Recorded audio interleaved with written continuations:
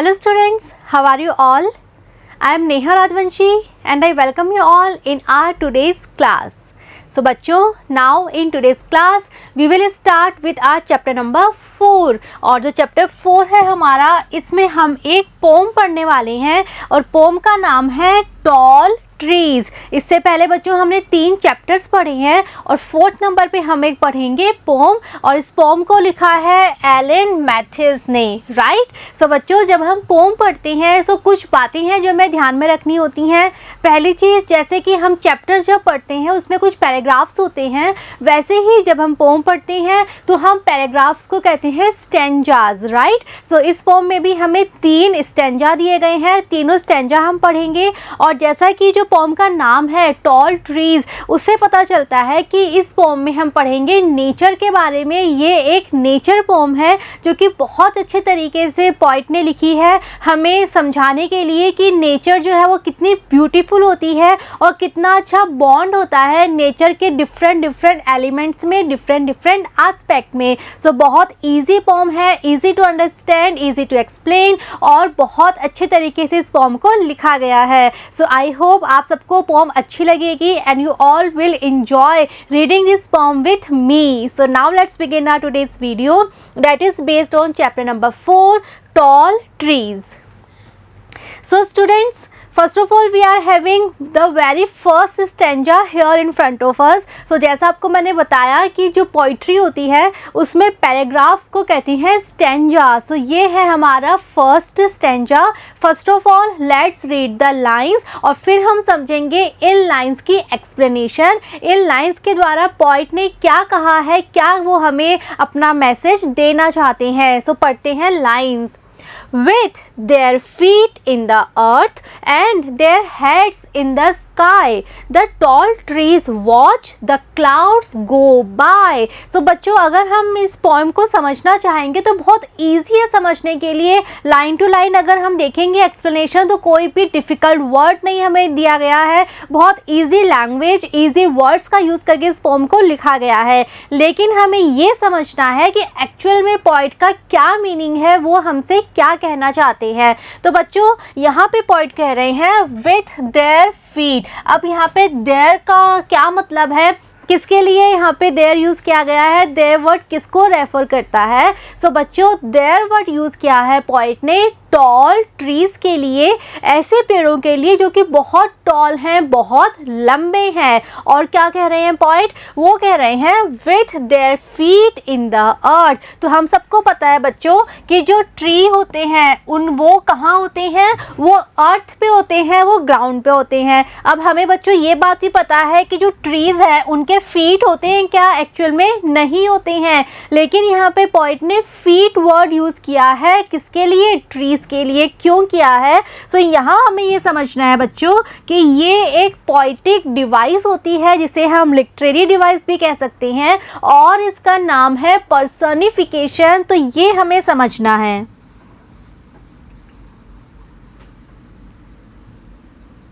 Personification. अब बच्चों personification क्या होता है, पर्सोनिफिकेशन एक लिटरेरी डिवाइस है और इसका मतलब होता है कि जब कभी भी पोइट जो होते हैं वो नॉन लिविंग ऑब्जेक्ट को as a human being treat करते हैं, एक ऐसी चीज़ जो कि ह्यूमन नहीं है लेकिन पोइट उसको एज अ ह्यूमन ट्रीट करते हैं पोइट्री में, सो उसे हम कहते हैं पर्सोनिफिकेशन। सो हमें पता है कि ट्रीज़ के फीट होते हैं क्या, नहीं होते, लेकिन यहाँ पर पोइट ने वर्ड यूज़ किया है फीट, किसके लिए। अब हम ये समझ सकते हैं, इस पिक्चर में हम देख सकते हैं ये एक ट्री है और हमसे कहा जाए कि ट्री के फीट, तो ट्री के फीट का मतलब क्या है, हम इसी को ही मानेंगे, राइट। सो ट्री के फीट का मतलब है ट्री की रूट्स। सो पोइट कह रहे हैं कि यहाँ पे कि जो टॉल ट्रीज हैं इनके जो रूट्स हैं, इनकी जो जड़ें हैं, इनका जो हम कह सकते हैं तना है, वो कहाँ होता है, अर्थ में होता है, वो होता है ग्राउंड में,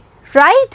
नेक्स्ट वो कह रहे हैं and their heads in the sky, और उनके हेड्स कहाँ होते हैं? अगेन, क्या ट्रीज के हेड होते हैं? एक्चुअल में नहीं होते हैं, हम ह्यूमन बींग्स के हेड होते हैं। लेकिन अगेन पोइट ने यूज़ किया है टर्म पर्सोनिफिकेशन। वो पर्सोनिफिकेशन का यूज़ करके ट्री को प्रेजेंट कर रहे हैं एक ह्यूमन बींग की तरह, एक इंसान की तरह। और वो कह रहे हैं कि जो टॉल ट्रीज होते हैं उनके जो हेड्स होते हैं वो स्काई तक पहुंचते हैं। अगेन इस पिक्चर में हम देख सकते हैं टॉल ट्री कितने लंबे होते हैं। अब अगेन हम ट्री का हेड किसे कहेंगे? इसकी जो हाईएस्ट ब्रांच है उसे ही हम कहेंगे। जो हायर ब्रांचेस हैं वो क्या बन जाएंगी? ट्री का हेड बन जाएंगी। सो ये कितनी हाई होती हैं? इतनी हाई होती हैं कि हम कह सकते हैं कि ये बिल्कुल हाई स्काई तक पहुंचती हैं।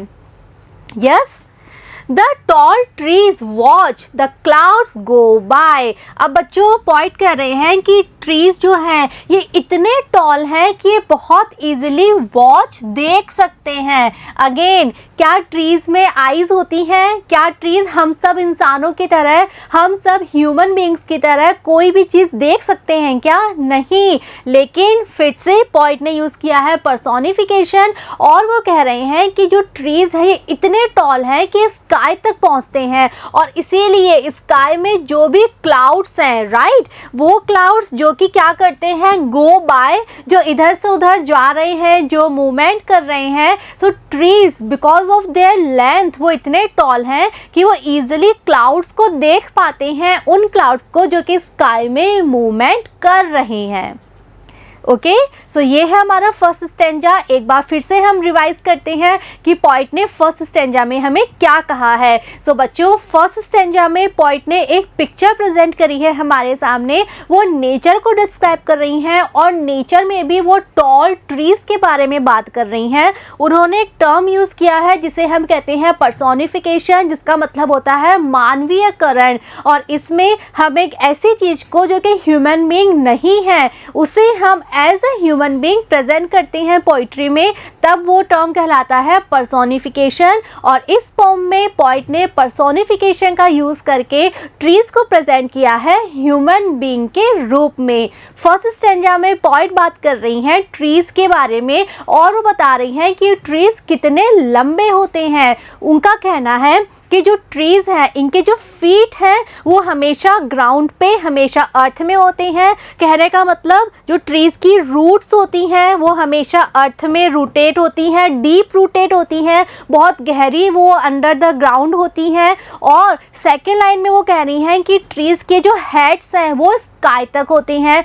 इट मीन्स वो इतने टॉल होते हैं कि नीचे तो वो अर्थ में डीप रूटेट होते हैं और उसी सपोर्ट की वजह से वो उनके जो हेड होते हैं, उनकी जो हायर ब्रांचेस होती हैं वो स्टेबल रह पाती हैं और वो स्काई तक पहुंच पाती हैं। सो एक्चुअल में जो ये इनके हेड्स हैं इसका जो क्रेडिट है वो किसको जाता है? इनके फीट को जाता है, इनकी रूट्स को जाता है। बिकॉज अगर ट्रीज़ की जो रूट्स हैं वो स्ट्रॉन्गली डीप रूटेट रहेंगी, वो मजबूती से जुड़ी रहेंगी ज़मीन से, तभी जो ट्री है वो और हाई ग्रो कर पाएगा।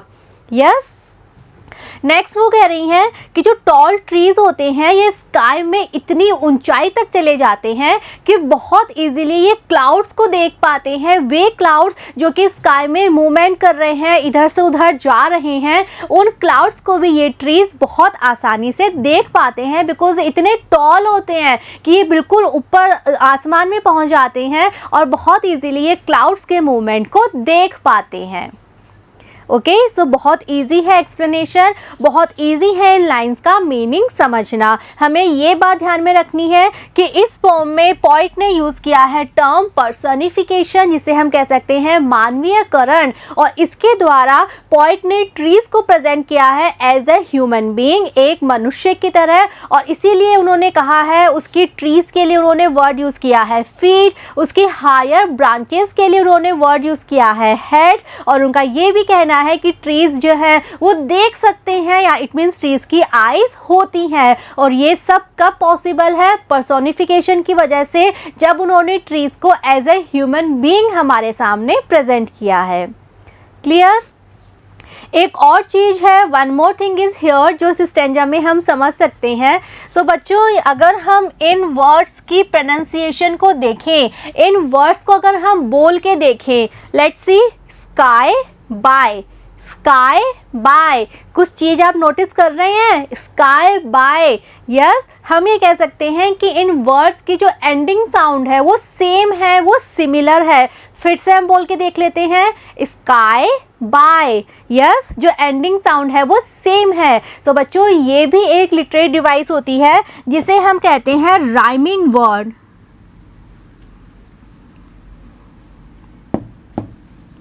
राइमिंग वर्ड का मतलब क्या होता है बच्चों? राइमिंग वर्ड मतलब जब कभी भी पॉइंट्स लाइन के एंड में, ये चीज़ हमें ध्यान में रखनी है, लाइन के एंड में जो लाइन का बिल्कुल लास्ट वर्ड होता है, उन वर्ड्स की अगर साउंड सिमिलर होती है, एक जैसी होती है, तब इसका मतलब है जो पॉइंट हैं वो यूज़ कर रहे हैं अगेन वन मोर डिवाइस जिसका नाम है rhyming word. So rhyming word means similar pronunciation, similar sound, but कहाँ? लाइन के लास्ट वर्ड्स में। सो यहाँ इस स्टेंजा में स्काई बाय, इन दो वर्ड्स में पॉइंट ने यूज किया है राइमिंग वर्ड को, राइम स्कीम भी हम कह सकते हैं। ठीक है, आई होप आपको फर्स्ट स्टेंजा अच्छे से समझ में आ गया है। Let's move on and this is the second stanza. सबसे पहले हम लाइन्स पढ़ते हैं। When the dusk sends quickly the birds to rest, the tall trees shelter them safe in a nest.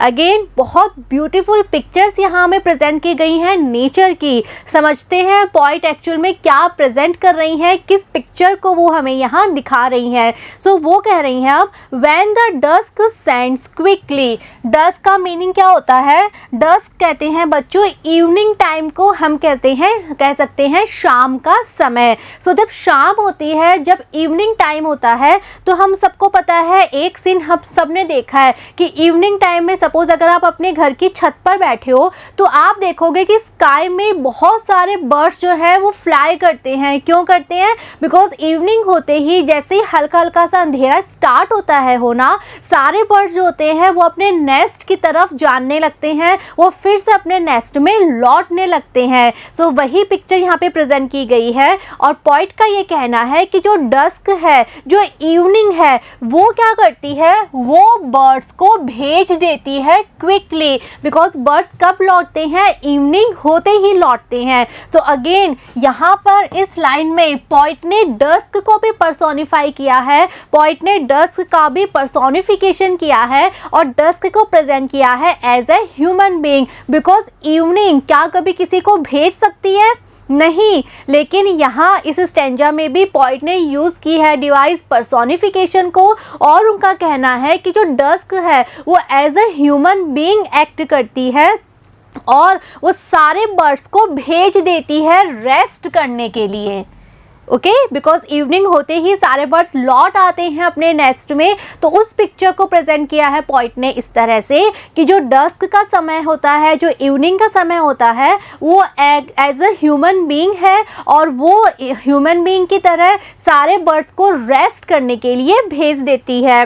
The tall tree shelter them, अब सारे birds लौट कर कहाँ आते हैं? अपने नेस्ट में आते हैं और नेस्ट मोस्टली कहाँ बनाते हैं बर्ड्स? ट्रीज पे बनाते हैं। तो शाम हो गई और बर्ड्स जो हैं वो लौट के अपने नेस्ट में आ रहे हैं, अपने घोंसलों में आ रहे हैं। तो जो टॉल ट्रीज होते हैं वो बर्ड्स को शेल्टर देते हैं। शेल्टर का मतलब होता है शरण देना। यहाँ इस पिक्चर में हम देख सकते हैं ये इस तरह के नेस्ट जो होते हैं जो कि बर्ड्स बनाते हैं, मोस्टली ये ट्रीज पर ही बनाते हैं, राइट। तो वही बात यहाँ पे पॉइंट हमें कह रहे हैं। सो यहाँ पे हम देख सकते हैं कि जो नेचर है वो बर्ड्स को लेकर कितनी प्रोटेक्टिव है। एक तरफ डस्क है, इवनिंग है, जो कि शाम होते ही, हल्का सा अंधेरा होते ही बर्ड्स को भेज देती है कि ये टाइम हो गया है, तुम जाओ और रेस्ट करो। ओके, अब बर्ड्स रेस्ट करने के लिए कहाँ आते हैं? अपने नेस्ट में आते हैं। और नेस्ट कहाँ है? नेस्ट बना हुआ है टॉल ट्रीज पे। सो टॉल ट्रीज क्या कर रहे हैं? सारे बर्ड्स को प्रोटेक्ट कर रहे हैं, उनको शेल्टर दे रहे हैं, उनको शरण दे रहे हैं, जहाँ पे सारे बर्ड्स बिल्कुल सेफली अपनी रात गुजार सकते हैं, अपनी नाइट स्पेंड कर सकते हैं, और नेक्स्ट डे मॉर्निंग होते ही वो फिर से निकल जाते हैं, और जैसे ही शाम होगी फिर से वो लौट आएंगे अपने अपने नेस्ट पे। Clear?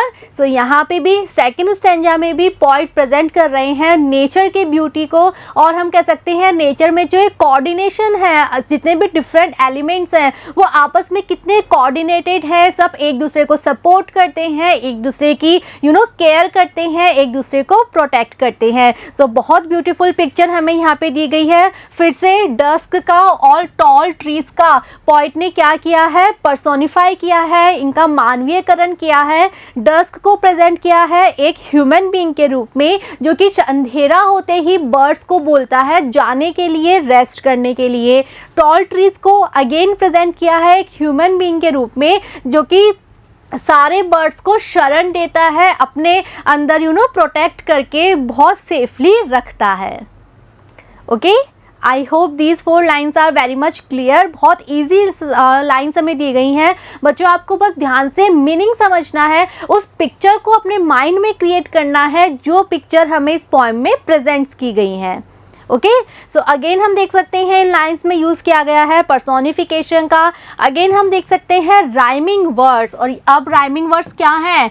Rest and nest. Yes, हम बोल के देख सकते हैं रेस्ट नेस्ट। सो जो एंडिंग साउंड है इन वर्ड्स की वो बिल्कुल सिमिलर है। सो ये भी एग्जाम्पल है राइमिंग वर्ड्स का। ओके, एक और लिटरेरी डिवाइस यहाँ पे हम डिस्कस कर सकते हैं, द, टॉल, ट्रीज। इन तीनों वर्ड्स की जो स्टार्टिंग साउंड है द, टॉल, ट्रीज, वो बिल्कुल सेम है। सो जब एक ही कॉन्सोनेंट साउंड को रिपीट किया जाता है लाइन में, तब एक और लिटरेरी डिवाइस बनता है जिसे हम कहते हैं एलिट्रेशन।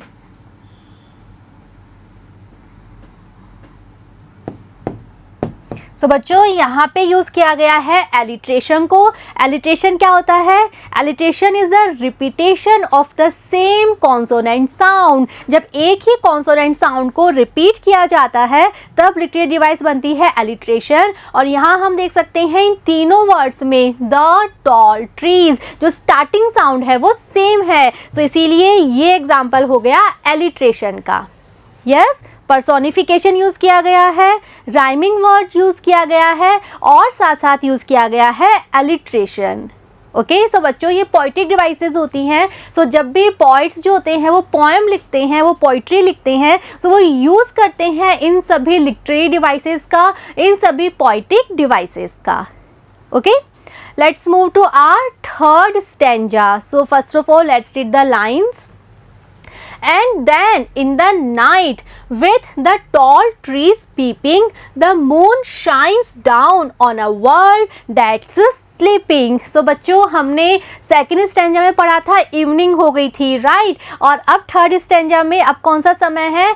अब समय है रात का। सो अब पोइट बात कर रहे हैं कि जब रात का समय हो जाता है तब ट्रीज का क्या रोल होता है। सो बच्चों हमें एक कनेक्शन क्रिएट करना है तीनों स्टैंजाज में। फर्स्ट स्टैंजा में पोइट ने बेसिक बातें करी हैं और एक ट्री को बताया है ह्यूमन बीइंग की तरह कि कैसे उसके फीट होते हैं, कैसे उसके हेड होता है और कैसे उसकी आईज होती हैं, राइट? सेकंड स्टैंजा में उन्होंने एक इवनिंग का सीन क्रिएट करके हमें समझाया है कि कैसे जो इवनिंग है और कैसे जो टॉल ट्रीज है वो बर्ड्स को प्रोटेक्ट करते हैं। Now in the third stanza हमें एक सीन प्रेजेंट किया गया है जो कि कब का है? नाइट का है। और अब रात के समय क्या हो रहा है? तो वो कह रहे हैं कि अब रात हो गई है और जो टॉल ट्रीज हैं वो क्या कर रहे हैं? पीपिंग। पीपिंग का मतलब होता है बच्चों किसी भी चीज़ को लुक छिपकर देखना, और हम कह सकते हैं ताक झांक करना, चोरी छुपे देखना, राइट। सो अब वो कह रहे हैं कि जो टॉल ट्रीज हैं अब वो छुप छुप के देखते हैं, अब वो ताका झांकी करते हैं। द मून शाइन्स डाउन, और साथ ही साथ स्काई में अब क्या है, रात का समय है तो स्काई में अब मून है, चंद्रमा है जो कि शाइन कर रहा है, चमक रहा है, और जो उसकी रोशनी है वो कहाँ आ रही है, डाउन, नीचे आ रही है। जो मून है वो तो स्काई में है, आसमान में है, और उसकी जो लाइट है, जो उसकी रोशनी है वो डाउन आ रही है, वो नीचे की तरफ आ रही है। कहाँ, ऑन अ वर्ल्ड, एक पूरे विश्व पर, दैट्स स्लीपिंग, जो कि इस समय सो रहा है, बिकॉज रात का समय है तो हर कोई सो रहा है। लेकिन जो ट्रीज हैं वो अभी भी जाग रहे हैं, अभी भी वो बिल्कुल अवेक हैं, और अभी भी वो देख रहे हैं। इट मीन्स यहाँ पे पॉइंट ये कहना चाह रहे हैं कि रात के समय में भी जब हम ह्यूमन बीइंग्स अपने अपने घरों में सेफली साउंडली सो रहे हैं, उस समय भी जो टॉल ट्रीज हैं वो बिल्कुल अवेक हैं, वो हम सबको देख रहे होते हैं, कैसे, एक केयर टेकर की तरह, एक प्रोटेक्टर की तरह, और रात के समय भी वो हम सबको प्रोटेक्ट कर रहे हैं, हम सबको वो गार्ड कर रहे हैं। और बहुत ब्यूटीफुल सीन है, जो मून है वो अपनी लाइटिंग, अपनी शाइनिंग इस पूरे वर्ल्ड पर बिखेर रहा है, और जो टॉल ट्रीज हैं वो हम सबको प्रोटेक्ट कर रहे हैं, और हम सब ह्यूमन बीइंग सेफली साउंडली सो रहे हैं, राइट। यहाँ इस पिक्चर में हम देख सकते हैं रात का सीन है, स्काई में मून है, और ये टॉल ट्री है। ओके, सो अगेन एक बहुत ब्यूटीफुल पिक्चर हमें प्रेजेंट की गई है, और यहाँ पे भी जो टॉल ट्रीज़ है उनको पर्सोनिफाई किया गया है, क्योंकि हमें कहा गया है कि जो टॉल ट्रीज़ है वो पीप कर रहे हैं, वो ताका झांकी कर रहे हैं। और क्यों कर रहे हैं, बिकॉज रात को भी वो बिल्कुल फुली अवेक हैं, और वो समझते हैं कि ये उनकी ड्यूटी है कि वो हम सबको टेक केयर करें, हम सबका ध्यान रखें। सो रात के समय में भी वो बिल्कुल गार्ड की तरह, एक अलर्ट गार्ड की तरह खड़े हैं, और इस पूरे विश्व को वो प्रोटेक्ट कर रहे हैं। और साथ ही स्काई में मून है जो कि ब्राइटली शाइन कर रहा है, और उसकी जो लाइट है वो पूरे वर्ल्ड पे आ रही है, और जो पूरा वर्ल्ड है, इट मीन्स इस वर्ल्ड में रहने वाले जो लोग हैं वो सब अपने अपने घरों में सेफली साउंडली रेस्ट कर रहे हैं, सो रहे हैं। Okay, so this is all about our third stanza. Again हम देख सकते हैं rhyming word peeping and sleeping, peeping, sleeping, yes, this is the example of rhyming word. personification हम देख सकते हैं, बिकॉज टॉल ट्रीज को प्रेजेंट किया गया है एक ह्यूमन बीइंग के रूप में, एक गार्ड, एक प्रोटेक्टर के रूप में, जो कि रात को भी अलर्ट है, और पीप करके इस पूरे वर्ल्ड को वो गार्ड कर रहा है, पूरे वर्ल्ड को वो प्रोटेक्ट कर रहा है। ओके, सो बच्चों, 3 स्टैंजास की छोटी सी पोम है, बहुत इजी पोम है, और हर एक स्टैंजा में हमें अलग अलग पिक्चर जो हैं वो दी गई हैं, अलग अलग सीन जो है नेचर का वो हमें प्रेजेंट किया गया है। आई होप आप सबको पोम अच्छे से समझ में आई हैं। जो लिटरेरी डिवाइसेस हमने डिस्कस किए हैं, पर्सोनिफिकेशंस, अलिट्रेशन, राइमिंग वर्ड्स, वो सभी लिटरेरी डिवाइसेस भी आपको अच्छे से समझ में आए हैं। ओके, सो बच्चों, पोम आप अच्छे से पढ़िए, अच्छे से समझिए, तभी एग्ज़ाम में आप पोम से रिलेटेड कोई सा भी क्वेश्चन अगर आएगा आप अच्छे से कर पाएंगे। अगर आपने एक्सप्लेनेशन पोम की अच्छे से समझी है, अगर आपने पोम में पॉइंट ने क्या इमेज प्रेजेंट की है, क्या बात उन्होंने हमसे कही है, अगर आपने वो मैसेज समझ लिया अच्छे से, सो पोम से रिलेटेड कोई भी क्वेश्चन आए आप बहुत ईजिली अटैम्प्ट कर पाएंगे, राइट। सो आई होप आपको पोम समझ में आई है, एक्सप्लेनेशन हम कर चुके हैं, and now it's time to see the questions. Now we will discuss some questions. So it is exercise answer the following questions. So अब हमें कुछ क्वेश्चंस दिए गए हैं, हमने पोम पढ़ ली है, समझ ली है, सो बहुत ईजिली अब हम सारे क्वेश्चंस का आंसर दे पाएंगे। Let's see the first question. Which parts of the tree does the poet describe as its heads and feet? Why? So बच्चों, अब हमें बताना है कि पोम में हमने पढ़ा था कि जो पोएट है वो ट्री के हेड और ट्री के जो फीट है उनको उन्होंने प्रेजेंट किया था, और हमें बताना है कि उन्होंने कौन से पार्ट को, ट्री के कौन से पार्ट को तो ट्री का हेड बताया है, और कौन से पार्ट को उन्होंने ट्री के फीट बताए हैं, ट्री के पैर बताया बताया है और साथ में ही हमें रीज़न बताना है क्यों उन्होंने ऐसा क्यों किया है, उन्होंने ट्री को इस तरह से प्रेजेंट क्यों किया है। Let's see the answer. The poet visualizes the top of a tree as its head and compares its roots to human feet. So हम सबको पता है head का मतलब क्या होगा, जो टॉप है ट्री का, जो बिल्कुल टॉप की ब्रांचेज हैं ट्री की, वो तो क्या हो गया, ट्री का हेड हो गया। और ट्री के फीट का मतलब क्या है, जो ट्री की रूट्स हैं, जो ट्री की जड़ें हैं, उनको कंपेयर किया है पोइट ने किसके साथ, एक ह्यूमन फीट के साथ। The poet has personified tall trees as tall human beings. और ये poet ने क्यों प्रेजेंट किया है, बिकॉज poet ने यूज़ किया है personification का और उन्होंने tall trees को personify किया है, tall trees का उन्होंने मानवीयकरण किया है हम मनुष्यों की तरह। ओके, सो उन्होंने tall trees को मनुष्यों की तरह प्रेजेंट किया है। The trees are so tall that their heads seem to be close to the clouds, but their feet, or we can say roots, are firm and steady in the earth.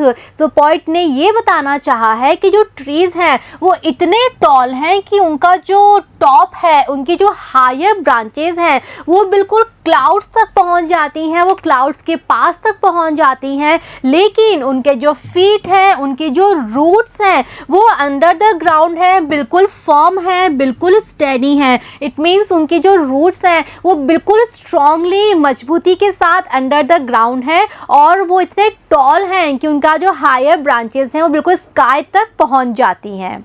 Okay, next, what does the phrase feet in the earth mean in the context of trees? So बच्चों, हमने pome में एक phrase पढ़ी है, एक line पढ़ी है जो कि है feet in the earth, right? हम सबने पढ़ा है फर्स्ट स्टेंजा में। सो अब हमें एक क्वेश्चन दिया गया है कि ये जो फ्रेज हमें दी गई है, इस फ्रेज का क्या मीनिंग है अगर हम ट्रीज की बात करें। सो ट्रीज की अगर हम बात करें, सो ट्रीज से रिलेटेड इस फ्रेज का क्या मीनिंग है वो हमें बताना है। Let's see the answer.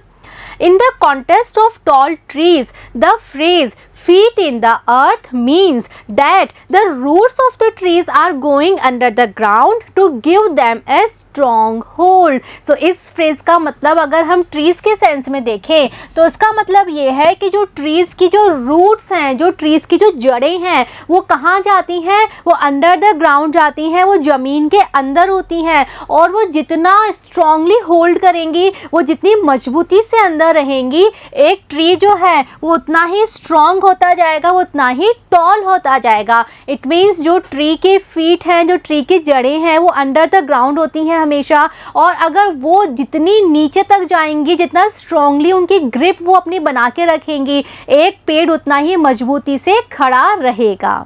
Okay, next, what do you think the phrase feet in the earth might mean in the context of a person who is tall? It means empowered like the tall trees. So बच्चों, अब हमें उसी phrase का use करना है, but अब किस contest में, एक व्यक्ति के कॉन्टेस्ट में, एक पर्सन के कॉन्टेस्ट में जो कि टॉल है। और पर्सन के टॉल होने का मतलब ये है कि वो पर्सन बहुत ज़्यादा एम्पावर्ड है, बहुत ज़्यादा पावरफुल है, उसके पास बहुत सारी पावर है, वो बहुत स्ट्रॉन्ग है। सो हमें अब बताना है कि जिस तरह से एक ट्री है बहुत टॉल है, बिल्कुल वैसे ही सपोज एक व्यक्ति है जो कि बहुत टॉल है, और टॉल का मतलब उसकी हाइट से नहीं है, उसकी पावर से है। सो उस कॉन्टेक्स्ट में इस फ्रेज का क्या मतलब होगा, feet in the earth. I hope question आप समझ गए हैं।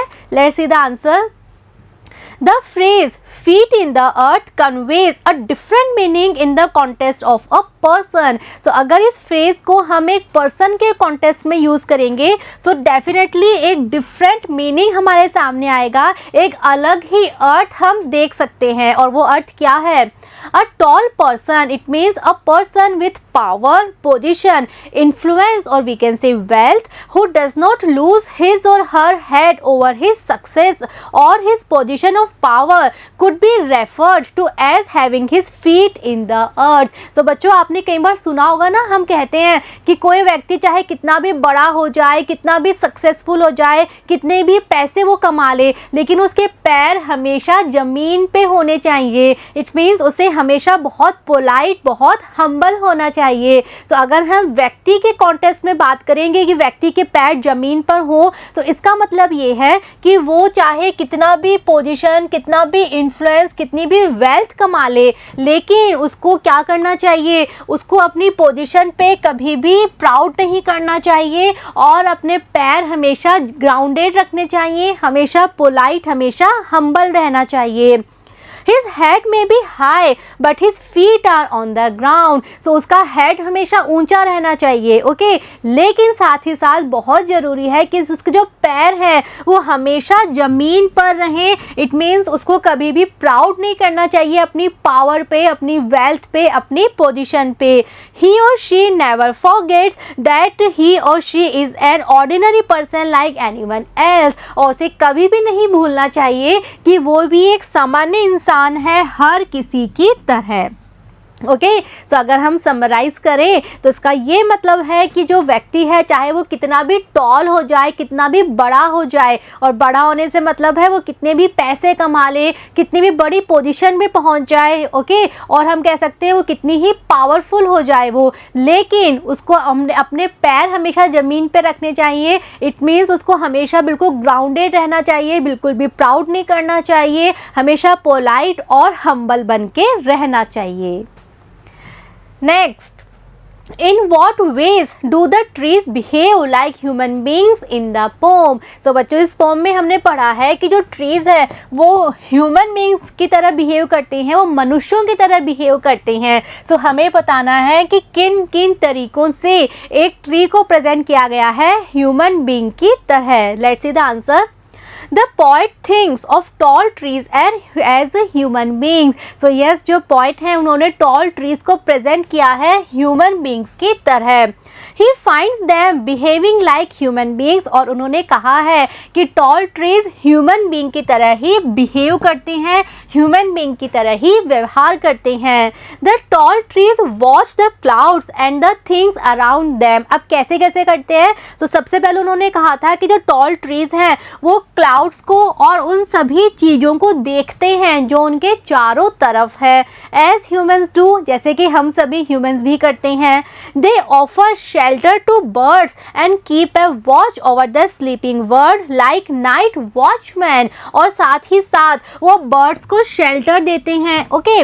और एक और काम जो हमने थर्ड स्टैंजा में पढ़ा कि रात को जब सब लोग सो जाती हैं तब भी वो इस वर्ल्ड को देखते हैं, इस वर्ल्ड को प्रोटेक्ट करते हैं, बिल्कुल एक नाइट वॉचमैन की तरह.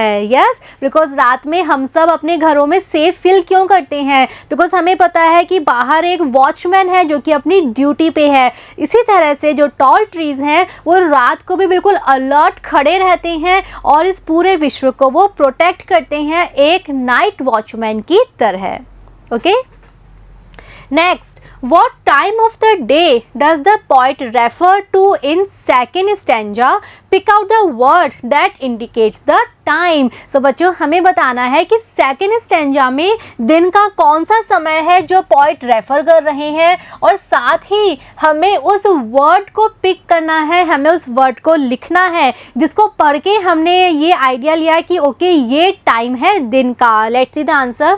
In second stanza, the poet refers to evening time. So बच्चों second stanza में poet बात कर रहे हैं कौन से समय की?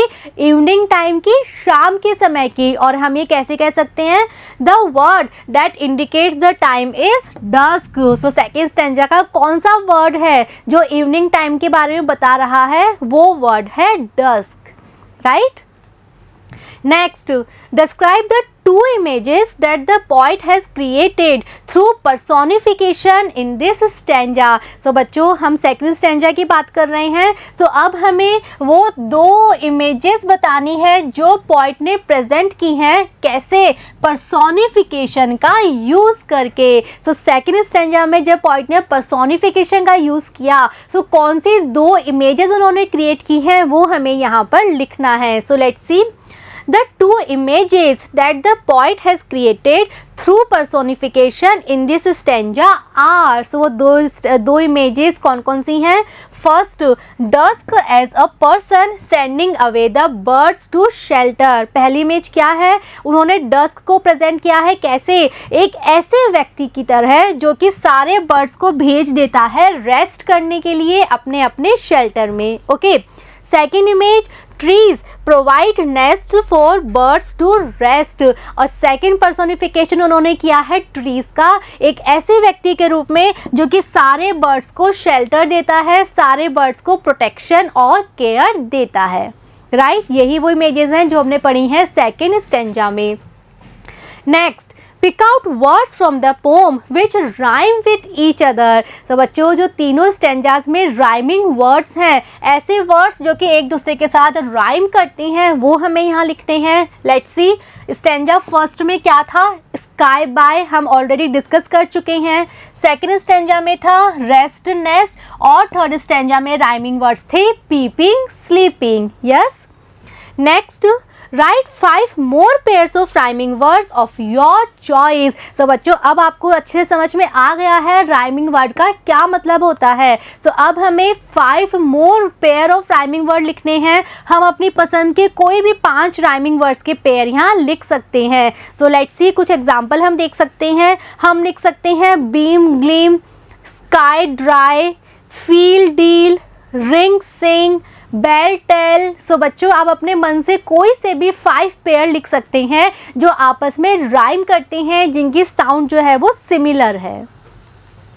Next, who else besides the tall trees is taking loving care of the world? How? सो बच्चों, हमें अब बताना है कि टॉल ट्रीज के अलावा और कौन सी चीज़ है जो कि इस पूरे वर्ल्ड को टेक केयर कर रही है, इस पूरे वर्ल्ड को इतने प्यार से प्रोटेक्ट कर रही है. तो पहले तो हमें उस चीज़ का नाम लिखना है, और सेकंड हमें बताना है कैसे वो इस वर्ल्ड को प्रोटेक्ट कर रही है, इस वर्ल्ड का ध्यान रख रही है. So let's see, Besides the tall trees, the moon is taking loving care of the world. So trees के अलावा सेकंड चीज़ क्या है जो इस पूरे वर्ल्ड का ध्यान रख रही है? सेकंड चीज़ है मून, जो हमने पढ़ा है स्टेंजा थर्ड में. अब कैसे? सो देखिए, as she is spreading her light over the sleeping world at night. और कैसे जो मून है वो इस पूरे वर्ल्ड की टेक केयर कर रही है, बिकॉज रात के समय में मून क्या करता है, वो अपनी लाइट को, अपनी ब्राइटनेस को, अपनी शाइनिंग को इस पूरे वर्ल्ड पे स्प्रेड कर देता है, जबकि पूरा वर्ल्ड क्या कर रहा है? सो रहा है. और उस समय जो मून है, उसी की लाइट है, उसी की रोशनी है, उसी की शाइनिंग है जो पूरे वर्ल्ड को ब्राइटन कर देती है. Okay. Next, write a paragraph of 20 to 25 words about the 3 activities of the tall trees as described in the poem. So बच्चों, इस poem में हमने जो tall trees की 3 activities पढ़ी हैं, उन 3 activities के बारे में हमें एक पैराग्राफ लिखना है. Let's see. The tall trees are watching the clouds in the first stanza. So first stanza में हमने क्या एक्टिविटी पढ़ी है? फर्स्ट स्टेंजा में जो टॉल ट्रीज हैं वो क्या कर रहे हैं? They are watching the clouds. वो उन सभी क्लाउड्स को देखते हैं जो कि उनके पास से गुजरते हैं, जो कि उनके पास मूवमेंट करते हैं. इन द सेकेंड स्टेंजा, और सेकेंड स्टेंजा में वो क्या एक्टिविटी कर रहे हैं? They provide shelter to birds at night. वो उन सभी बर्ड्स को शेल्टर देते हैं, प्रोटेक्शन देते हैं, जो कि अपने नेस्ट बनाते हैं ट्रीज में.